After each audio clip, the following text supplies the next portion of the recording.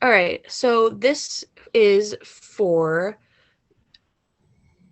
um, data and oh my gosh, how am I forgetting? Data, believe it or not. Oh my god, I can't believe I almost forgot the class name. All right, so basically, what we had to do was we had to choose a driving question for our project, and I was kind of adventurous and chose a very vague question, and that is, what is so unique about chemistry? So, what is unique about chemistry? There's a lot to unpack about it. There's so many things in chemistry, so many molecules, so many chemical reactions, and so much, I don't know, just stuff that you need to know. So I kind of had to pick out some things that interested me personally, and also things that were I thought other people would find interesting. And then I kind of documented them in this Google Doc. And I also did drawings. Um, hey, I'm presenting, Audrey. Yes, Audrey, right now.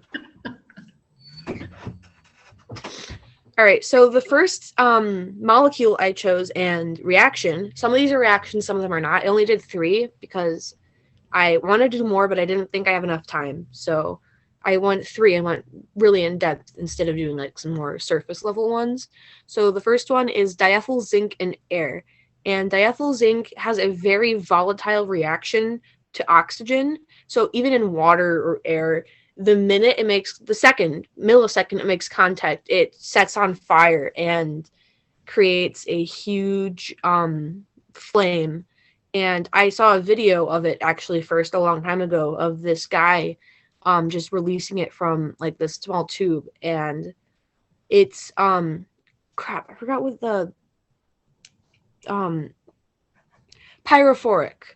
It's a pyrophoric molecule, and um you can see the reaction up there. Basically, when it comes into contact with the molecule, it creates zinc oxide, and the reaction creates a lot of heat. Can you scroll down a little bit so you can see the drawing? So I did a drawing of the video I saw, and I also cited my sources and stuff. And I just thought it was really interesting on account of its volatility. I mean, something can be so unstable yet exist. Because oxygen is all around us. It's in water, it's in the air. So basically everywhere. And something like that can just combust instantly when it comes in contact with it. It's kind of hard to imagine that would exist. So that's the first molecule I chose. And then the second one is down. And the second one is calcium gluconate. So calcium gluconate is typically used as a medicine to treat calcium deficiency and other diseases. And what was I going to say? So you know those like little snake pellets you buy for 4th of July, and you set those on fire and they make like little windy snaky thingies? This does the same thing when set on fire because it's a similar compound, because it has sugar in it, and basically it's called what's it called? I didn't really practice this. I should have practiced this. You're doing great. You're doing great. So it's intumescent, meaning that when it's exposed to flames, it grows in volume, but meaning it's bigger, but it decreases in density.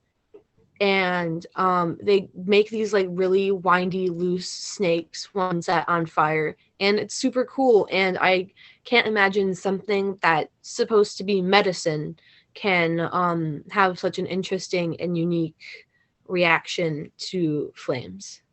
So that's my second one of how it's so unique. And then my last molecule, everybody knows it, H2O, water. What's so unique about water? Well, it has a lot of very interesting properties.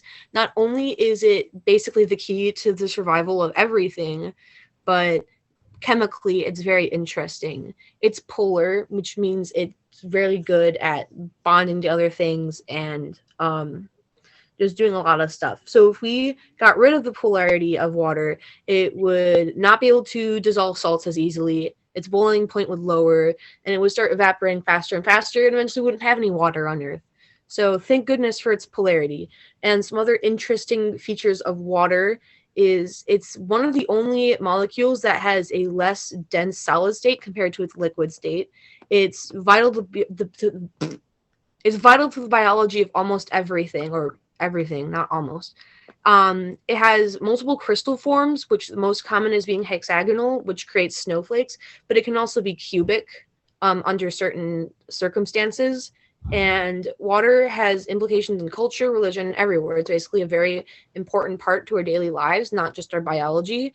And I kind of interviewed my mom, my grandma, and my sister, and they all said water is survival. They basically said the same thing. So I don't know, water is one of the most important but also unique molecules in chemistry and in our planet and in our lives.